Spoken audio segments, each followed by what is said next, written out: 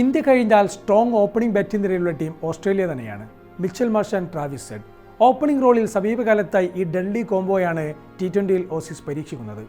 ആഷസിൽ player of the പുരസ്കാരമടക്കം നേടി തകർപ്പൻ ഫോമിലാണ് ട്രാവിസ് ഹെഡ്. 3 ഫോർമാറ്റിലും ഒരേ ഇൻഡന്റിൽ ബാറ്റ് വീശുന്ന ഹെഡിന് ഇന്ത്യൻ പിച്ചിൽ മികച്ച ട്രാക്ക് റെക്കോർഡാണുള്ളത്. സ്പിൻ പേസ് ബോളിങ്ങിനെ ഒരുപോലെ നേരിടാനാകുമെന്നത് ഇന്ത്യൻ കണ്ടീഷനിൽ മാർഷിനെ കൂടുതൽ അപകടകാരിയാക്കുന്നു.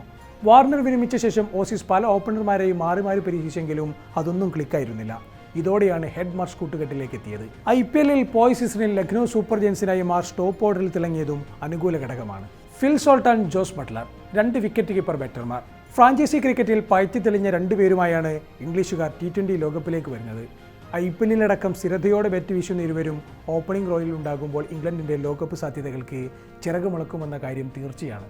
അവസാനം കളിച്ച ന്യൂസിലൻഡിനെതിരായ T20യിൽ ഫിൽ സോൾട്ടിൻ്റെ ബാറ്റിംഗ് കരുത്തിൽ 236 റൺസാണ് 3 ലൈൻ സ്കോർ ബോർഡിൽ ചേർത്തത്. 56 പന്തിൽ 11 ഫോറും 1 സിക്സറും സഹിതം 85 റൺസുമായി ഇംഗ്ലണ്ടിൻ്റെ വിജയശില്പിയായി മാറിയത് സോൾട്ടായിരുന്നു. ദീർഘകാലമായി T20യിൽ സ്ഥിരതയോടെ കളിക്കുന്ന ബട്ട്ലർ 132 ഇന്നിംഗ്സുകളിൽ നിന്ന് ഇതിനകം 3869 റൺസാണ് നേടിയത്. 1 സെഞ്ചുറിയും 28 അർദ്ധസെഞ്ചുറിയുമാണ് നേട്ടം. നിലവിൽ SA T20യിൽ ഡർബൻ സൂപ്പർ ജയൻസിനായി കളിച്ചു വരികയാണ് ബട്ട്ലർ. ബാക്കപ്പ് ആകാൻ ബെൻ ഡക്കറ്റുമുണ്ട്.